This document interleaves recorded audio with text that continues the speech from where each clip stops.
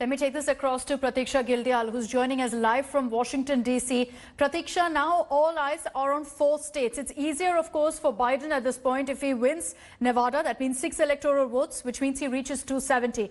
What about Trump? In what circumstance can Trump actually reach 270 or pose any sort of challenge at this stage?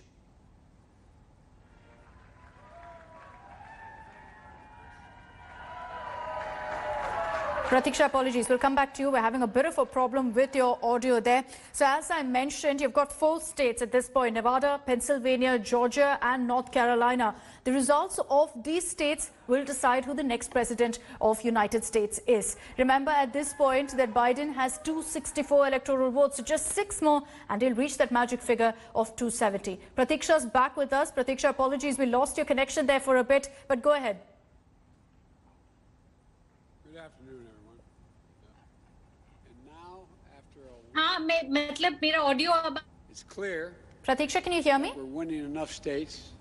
हाँ, It's 270 electoral votes needed to win the presidency. Pratiksha, if you can hear me, if you could just tell us, what circumstance Trump really can pose a challenge to Biden now.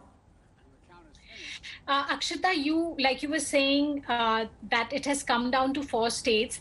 Actually, a lot of networks and polls here are still not calling Arizona for Biden. He is ahead, but it's, from what I understand, it's Fox and AP that have called it for Biden, not other networks. So it is not a done deal. Now, Biden is ahead in Arizona and Nevada, but the remaining votes that are to be counted are coming, we believe, from counties that may lean Democratic, even though traditionally they have been Republican.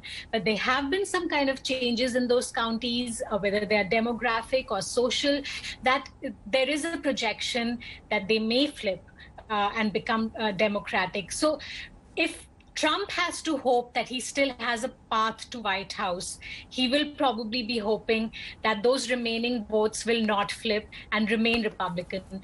But remember, Arizona is something, was used to be a done deal for Republicans. The very fact that it's a toss-up right now says a lot about the changes that are happening there.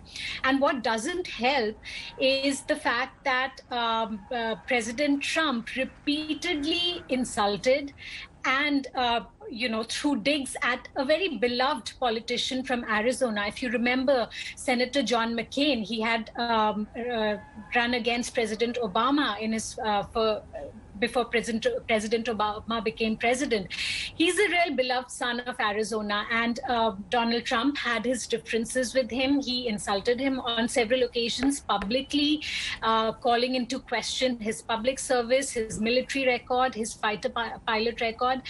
And Senator McCain died recently, and his wife, Cindy McCain, endorsed Joe Biden.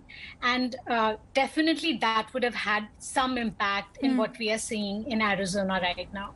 So interesting battle in Arizona, but as I mentioned, for Trump now to have any sort of chance at winning, he's going to have to scoop a lot more states. Whereas for Biden, it's only a question of getting Nevada, which has 6 electoral votes, which will mean from 264, he reaches 270. So it definitely looks like it's advantage Biden at this point, but you never really know, because last night we were talking about an advantage for Trump. It all changed overnight.